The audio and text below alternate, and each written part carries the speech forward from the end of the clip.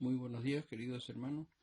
Damos gracias al Señor por esta nueva oportunidad que nos da de poder meditar en su palabra. En el día de ayer veíamos en su palabra consejos que la palabra nos dice que debemos seguir. A pesar de estar cumpliendo la gran mayoría de esta cuarentena, necesitamos cultivar y seguir los consejos de la palabra de Dios para así poder crecer cada día más en la gracia y en el conocimiento y en el amor de Dios.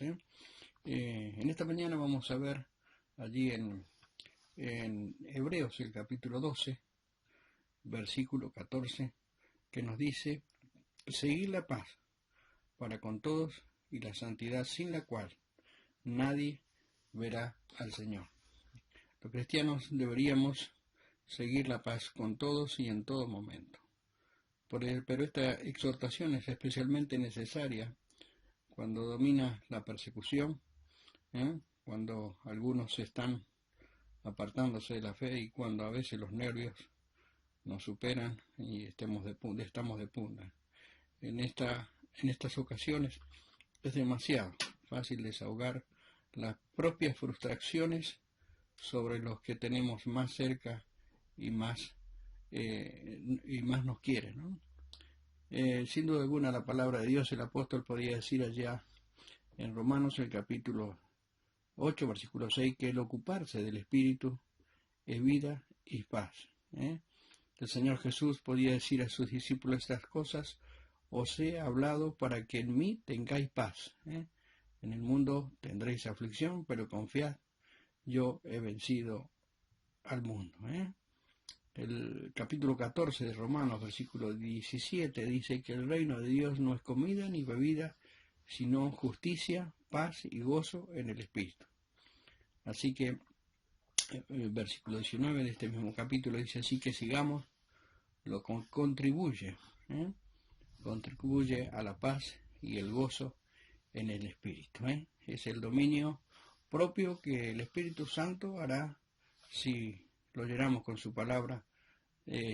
Hará que nosotros podamos disfrutar de esta paz que viene de los cielos. Dice también seguir la santidad, seguir la santidad, sin la cual nadie verá al Señor. Deberíamos seguir en pos de la santidad, sin la cual nadie verá al Señor. ¿A qué se refiere la santidad aquí? Para responder a esta pregunta deberíamos recordar que la santidad se usa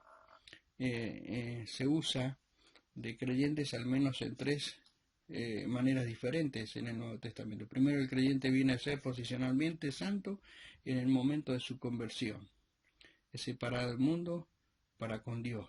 En virtud de su unión con Dios, con Cristo, es santificado para siempre. Es lo que quería decir Martín Lutero con su palabra: mi santidad está en el cielo. Cristo es nuestra santidad, es decir, por lo que se refiere a nuestra posición delante de Dios. Luego hay una santificación práctica.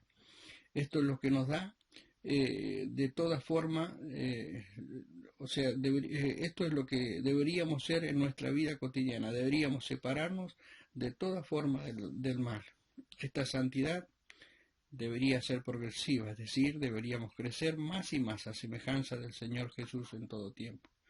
Finalmente, la santidad completa o perfecta. Esto tiene lugar cuando un creyente va al cielo. Esto queda exento del pecado para siempre. Su vieja naturaleza es quitada y su condición se corresponde de manera perfecta con su posición. Ahora bien, ¿cuál es la santidad en pos de la que debemos seguir?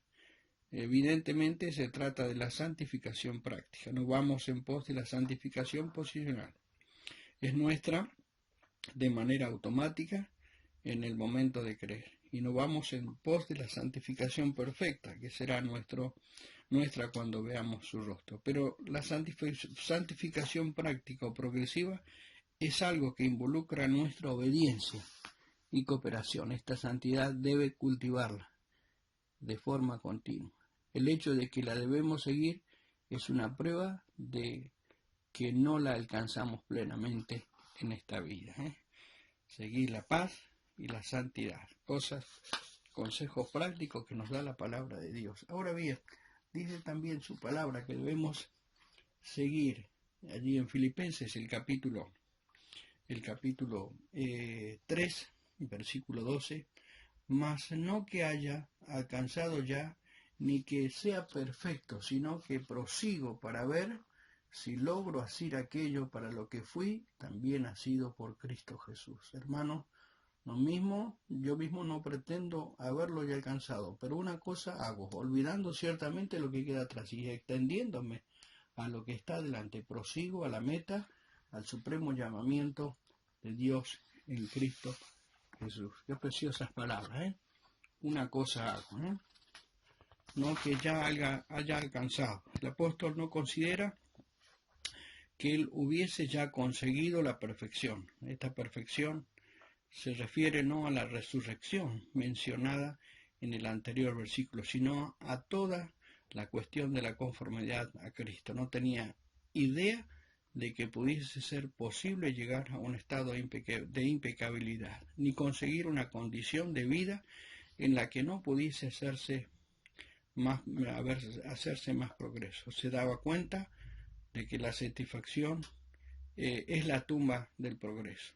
Así él proseguía a fin de que el propósito para el que el Señor Jesús le había salvado pudiese cumplirse en él. El apóstol había sido alcanzado por Cristo en el camino a Damasco.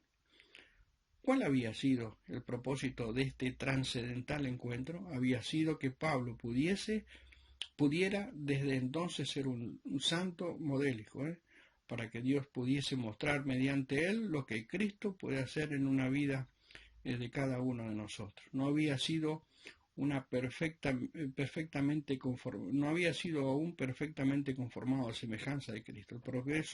El proceso proseguía y Pablo estaba profundamente movido en su corazón para que esta obra de gracia de Dios prosiguiese en él y se profundizase. Este hombre, que había aprendido a contentarse con aquellas cosas materiales de que pudiese disponer, nunca podía contentarse con sus logros escogidos. No consideraba haberlo ya alcanzado. Entonces, ¿qué hacía? Dice, una cosa hago. Era un hombre de un propósito singular. Tenía un objetivo y una ambición.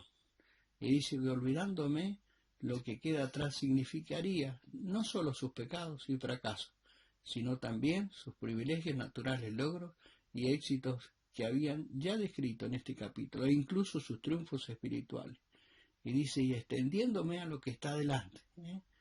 Qué hermoso consejo para poder nosotros imitar. Mirando hacia sí mismo, como corredor de una carrera, Pablo se describe ejerciendo todos los esfuerzos, dirigiéndose hacia la meta para conseguir el premio del llamamiento de Dios en Cristo, para conseguir el premio del llamamiento de Dios en Cristo. La meta es la línea de llegada al final de la pista de carrera. El premio es la recompensa dada al ganador. El supremo llamamiento de Dios en Cristo, es Jesús. Incluye todos los propósitos que Dios tenía en mente al salvarlo. Incluye la salvación, la conformidad a Cristo, nuestra condición de coheredero juntamente con Él, un hogar en el cielo e innumerables otras bendiciones espirituales. Qué bueno es poder expresar las palabras del apóstol, no que ya lo haya alcanzado, sino ya ni ya que sea perfecto, sino prosigo. Y es una carrera que tenemos por delante, hemos visto ayer, puestos los ojos en Jesús, el autor y consumador de la fe. Ahora hay otro consejo más que la palabra de Dios nos da. Dice, seguir el amor. Allí en Corintios, el capítulo 14, versículo 1, dice seguir el amor. Qué preciosos consejos nos da el Señor Jesús. Los creyentes en Cristo deberíamos procurar disfrutar de ese amor que ha sido derramado en nuestros corazones. El Señor Jesús podía decir allí en San Juan capítulo 15, versículo 13, nadie tiene mayor amor que este, que uno ponga su vida por sus amigos. Los creyentes en Cristo debemos procurar siempre cultivar en nuestros corazones el amor, y esto significará que siempre estaremos tratando de servir a otro. Qué hermoso es poder expresar aquellas palabras del apóstol allí en la segunda carta. En la segunda carta del capítulo 5, versículo 14, donde nos dice la palabra de Dios allí: porque el amor de Cristo nos constriñe, pensando que si uno murió por todos, luego todos murieron. Y por todos murió, para que los que viven ya no vivan para sí, sino para aquel que murió y resucitó por ellos. Nadie que estudia la vida del apóstol puede dejar de preguntarse qué le hacía servir de una manera tan infatigable y desprendida. Aquí es una de las más magnas secciones de todas sus cartas. Da la respuesta al amor de Cristo. Se refiere aquí el amor de Cristo a su amor para con nosotros o a nuestro amor para con Él. No puede haber duda alguna de que se trata de su amor para con nosotros. La única razón por la que nosotros amamos es porque Él nos amó primero, nos dice el apóstol Juan en su primera carta. Es su amor lo que nos apremia, nos mueve adelante. Al contemplar Pablo el maravilloso amor que Cristo le había mostrado, no podía dejar de sentirse movido adelante en el servicio de su maravilloso amor, el maravilloso Señor. Al morir por todos, Jesús actuó como nuestro representante. Cuando Él murió, todos morimos en Él, así como el pecado de Adán vino a ser el pecado de su posteridad. Del mismo modo, la muerte de Cristo vino a ser la muerte de aquellos que creen en Él. El argumento del apóstol es irresistible. Cristo por todos murió. ¿Por qué murió por todos? Para que los que viven por la fe en Él ya no vivan para sí, sino para aquel que murió y resucitó por ellos. El Salvador no murió por nosotros para que pudiésemos proseguir viviendo nuestras propias vidas mezquinas y egoístas, según la queramos vivir. Más bien murió para que en adelante le diésemos nuestras vidas en amante y feliz devoción.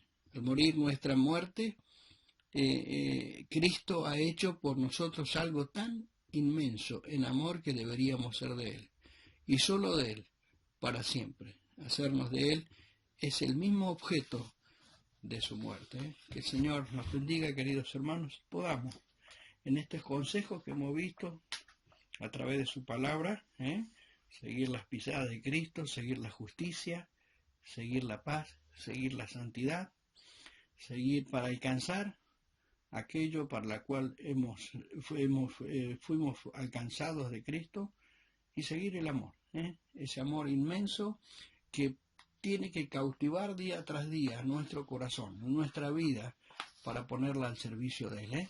Consejos que realmente debemos cada día ponerlos en práctica en nuestra vida. A pesar de que no estamos en comunión en la iglesia, necesitamos día tras día cultivar nuestra vida. Hemos sido destinados a nuestros hogares, ya no podemos congregarnos. Sabemos que tenemos ese lugar especial ahora de tener comunión íntima con el Señor. No olvidemos que Satanás anda buscando alrededor a quien devorar. Bien lo decía ayer Osvaldo en la cena, que estamos en nuestros hogares, pero no tenemos que darle lugar al diablo. Hay muchas cosas que Satanás usa para podernos hacernos desviar la mirada del Señor Jesús. Es un tiempo para poder recapacitar y dedicarnos más a la oración y a poder cultivar nuestras vidas en su palabra, para así seguir estos consejos prácticos que el Señor nos ha dejado y poder vivir vidas de santidad, vidas que honren y glorifiquen el nombre del Señor. Que el Señor bendiga su palabra.